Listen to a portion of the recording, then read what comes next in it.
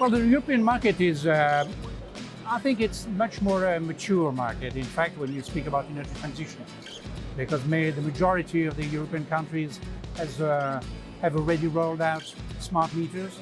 So that means they are now gathering a lot of data. That means that they can develop just behind this smart grids program, just to be able to integrate massive renewable energy and tomorrow massive EV charging points, etc. So I think the major trend is this one.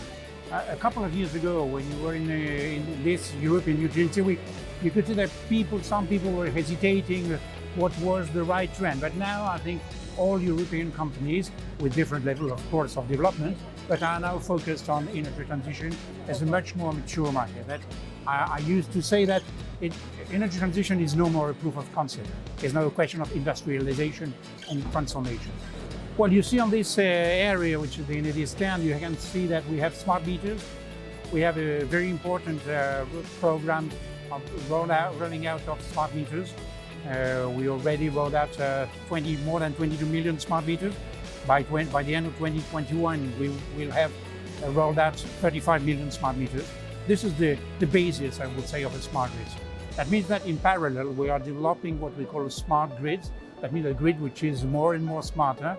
And so that means that by 2022, we can say that we will have a smart grid, smart power grid. That means that we will be able to integrate the level of objective that the French law set on this last week with what we call the PPA, the programmation of pluriannual energy programmation, with huge, very important objectives for renewable energy, for energy efficiency, and for smart vehicle integration.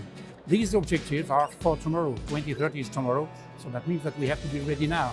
So that's why we are preparing with smart meters, with smart grids, the network for tomorrow, a network that will be able to integrate different flows of energy, injection, pushing energy in the network everywhere, whatever the weather, like today.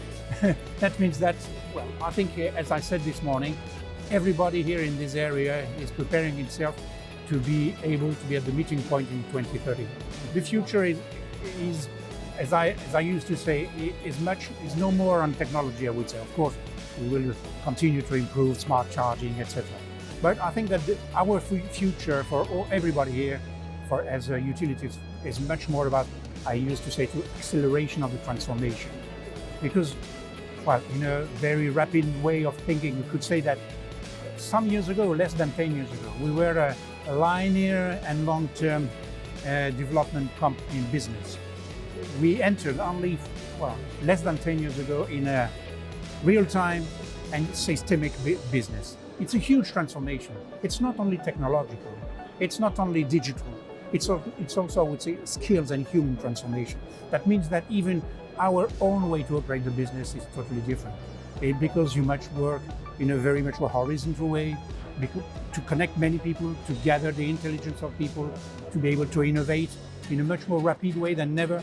So that means that you have to cooperate much more with your competitors, even with all the industry which is here, with other sectors of the world. So that means that it's a very deep change in the way we transform our business, in the way we also enable the rest of the world to accelerate energy transition.